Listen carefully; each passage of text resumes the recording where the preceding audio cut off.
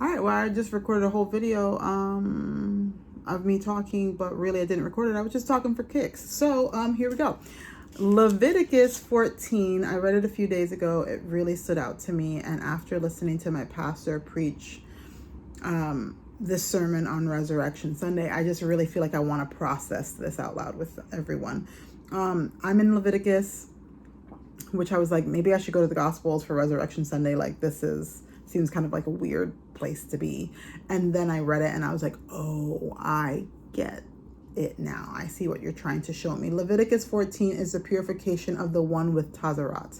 I don't know if I'm saying that correctly. I'm just saying it confidently. It's, people with leprosy. So it's verse 1 says, Then Adonai spoke to Moses saying, This is the Torah, the law, for the one with Tazarat in the day of his cleansing. So I feel like already I underlined that because I'm like, okay, this is the law. We're already presuming that you have this and you're going to get clean because it's the day of your cleansing, right? And that's incredibly exciting. When I have read, Leviticus in the past, and this is like my third pass through and a different translation, right? I'm reading the Tree of Life version right now. I have read so many of the things that are written in Leviticus as prescription, right? We know that God is the great physician. And, since he created everything, he knows how things have to run. So he's almost like giving certain things as like a warning, like, hey, look out for this. This isn't good for you. And while that's all true, it's also true that we are lepers. We're outside of the community that is clean. We're not just in, like, we have to get in. The priest has to make an atonement for us. Our high priest has to make an atonement for us. And we have to accept that way. Jesus is the truth, the way, the truth, and the light. And I feel like in here, when I read 14, Leviticus 14, I normally can read, we'll read on average 3 to 5 chapters a day. But when I read this the other day, I was like, I can't even read anything more because I've been seeing this so completely different. It's making, like, my whole head is just being turned upside down. I'm so confused right now because when I'm looking at it, I'm like, oh, I see Christ in this. So Christ was the Word. He is the Word. And so here we have the Torah, the Word, the law, that's holding the place for Christ to come. And so there's types of shadows in every single thing.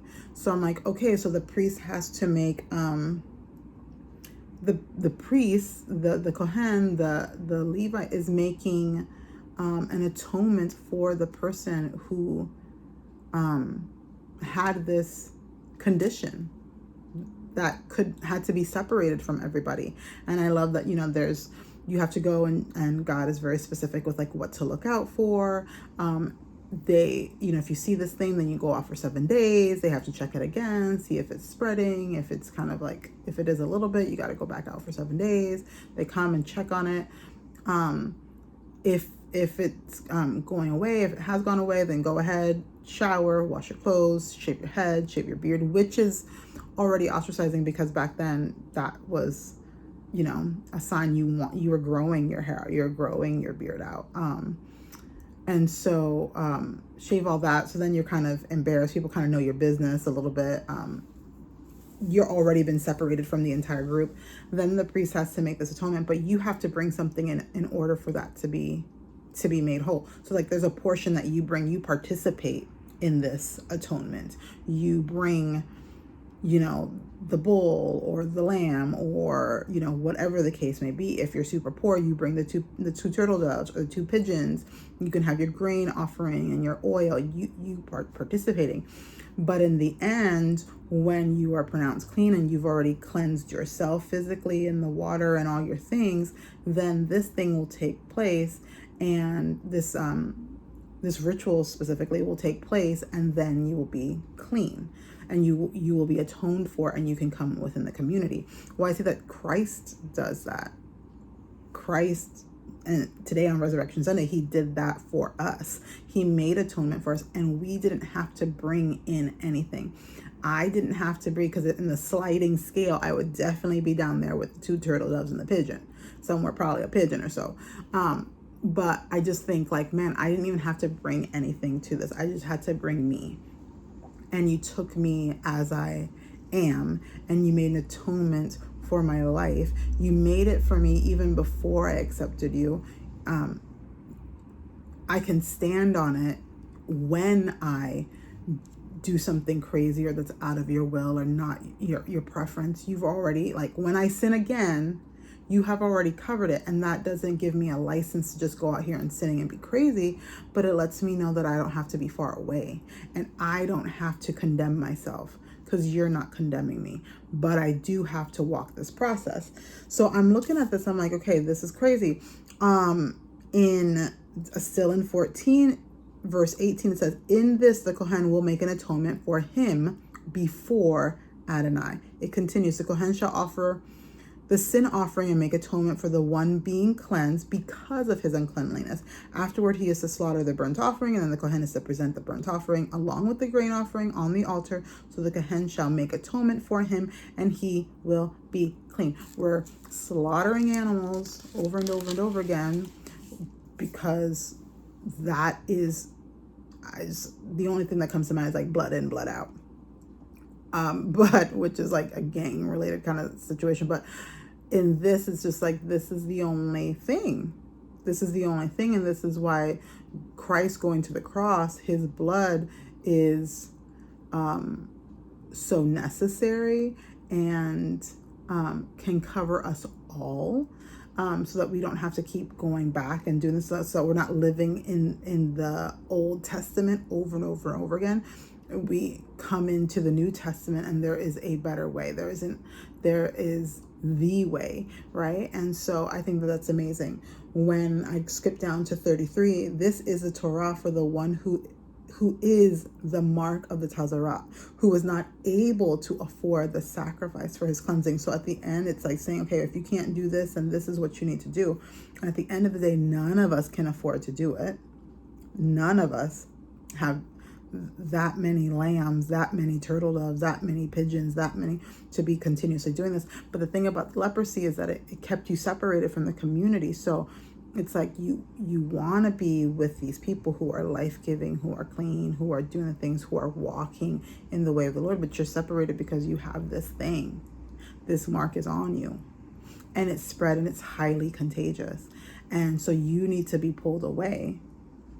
And once we see that that's under control, that is not something that's perpetuating and still going on, what if we kept picking at it and touching other parts of our body? Could we make it spread? I just think, I instantly think of like what anger does to us. Anger kind of is like picking at something, and it can spread. Anger is an emotion, and it's just an indicator, and it lets us know about stuff. But if you use anger in a certain way, you can use it to fuel a fire, and it can consume you, and consume you not in a purifying way. It can consume you in a contaminating way, in a very contagious kind of way, where your default setting becomes always to be angry about stuff. I wrote down, and there's so much underlined here, but when I got to 40, chapter 40 says, verse 40, still chapter 14. Then the Kohen is to command that they take out the stones which are marked and throw them into the unclean place outside the city. He shall also have the inside of the house scraped all throughout, and they are to dump the mortar that they scraped off outside of the city and into the place. But suppose the contamination returns, is what verse 43 says. 44 says, then the Kohen is to go out and examine, and behold, if the plague has spread within the house, it is a destructive mildew inside. It is unclean, and he is to break down the house and its stones and timber along with all the house's mortar, and carry them out of the city and into a clean place. Moreover, whoever goes into the house while it is shut up will be unclean until the evening. So for the first part of Leviticus talks about what to do if a person has this mark of Tazarat, or you suspect that they do. Then this starts talking about what if the home has it. What if it's in like if you can get in the walls. If and they had the whole prescription again, it's 7 days clearing things out. You go look at, the priest looks at it first initially, clear things out, lock it up for 7 days, come back, look at it. If it's looking the same, then what you can do is wait another 7 days and then take down the stones, and then you can replace the stones and replace the mortar in that area. But if it's spread, then you got to chuck the whole house. And I thought, I wrote in the margin sanctification. This part of how sometimes we got to over and over scrape the walls, over and over remove stones from here. Like maybe it pops up in different places. Maybe it's not centrally located, this contamination. Maybe it kind of shows its way over here, and then maybe it's a rock over here a little bit later. And how we have to keep inviting people in to diagnose. We have to keep getting rocks removed. We have to keep replacing it with clean rocks. We have to keep scraping mildew, replacing, replastering, all these things. But I think there's something to be said that we start with the individual and then we start with the home, because if we don't get this thing under control, it can spread to your next closest group, which is going to be your family.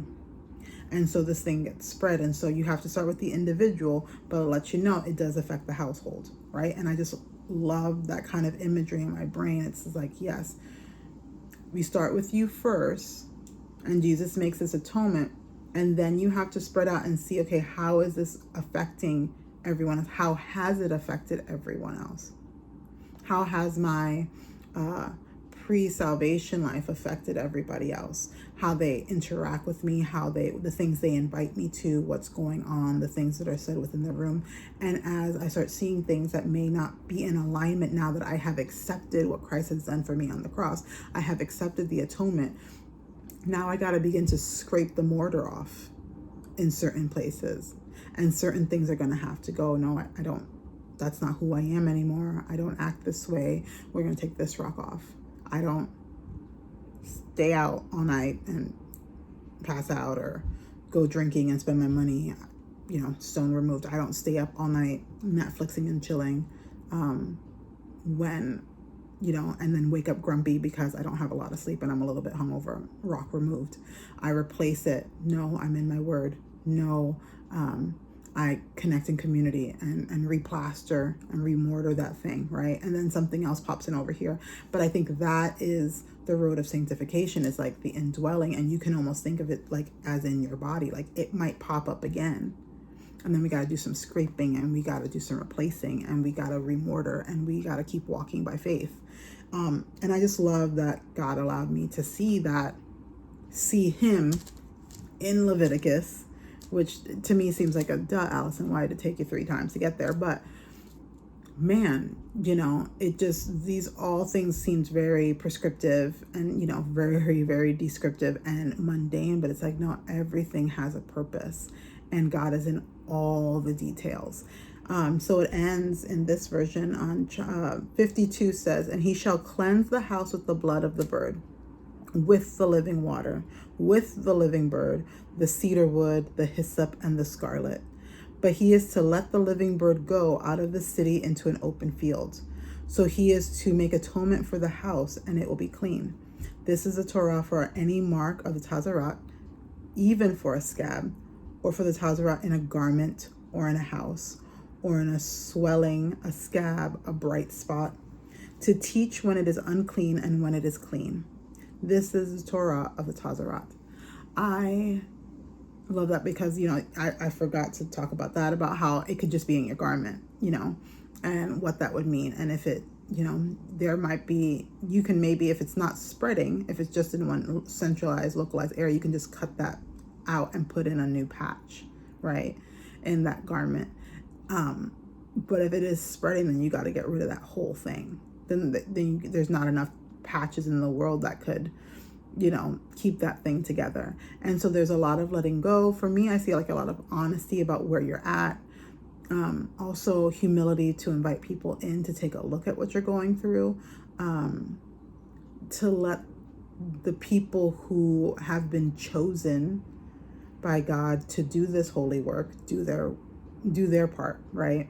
And humble enough to listen and to take the direction that is being given to you, and over and over and over again, we see that God just makes a way for us. He gives us access.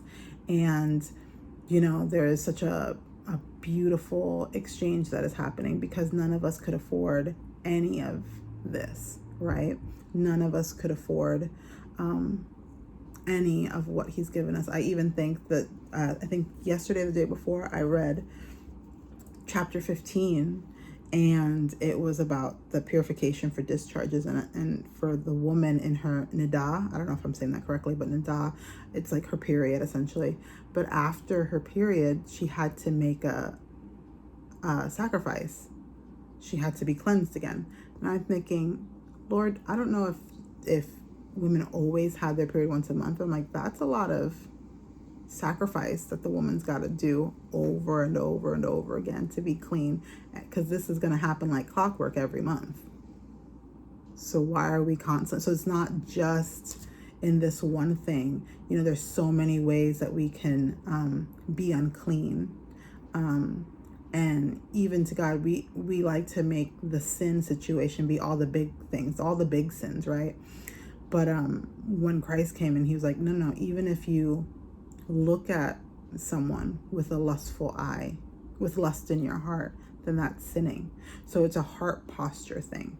And so over and over and over again, there's going to be micro expressions of that seed that's in your heart. And it's our job to kind of investigate when we feel these things popping up, and to repent. And God has already made an atonement for it. So when we repent, we're just letting God know, hey, I'm self-aware. I see this, and I don't like that it's not in alignment with you, and I am apologizing, and I'm going to turn away. Even if it's so hard, even if I can't fully let go of this thing right now, I'm going to make a 1 degree shift and start shifting towards you.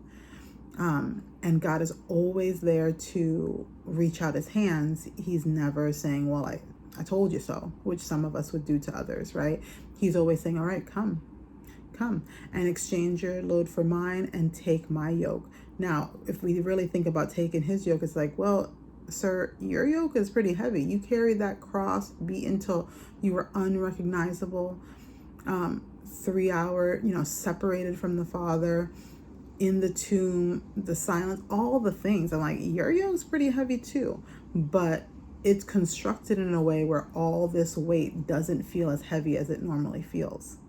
And Jesus,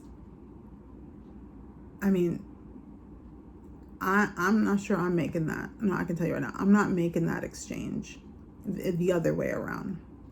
I'm not taking on everyone's, sins on myself.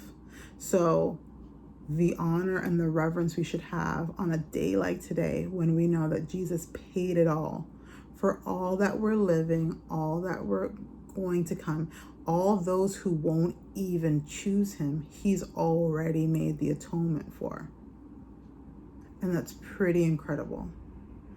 If you're curious, like I said, this is Leviticus 14. I probably wouldn't start here if I was a new believer and wanted to learn about the resurrection. But when you start getting in God's word, you just see how all of it are puzzle pieces, and all of them interconnect. And now seeing Jesus as the fulfillment of the word, but seeing him like work through this, like in various parts, he's the atonement. In other parts, he's the actual sacrifice. In another part, he is he is all in all in the entire story.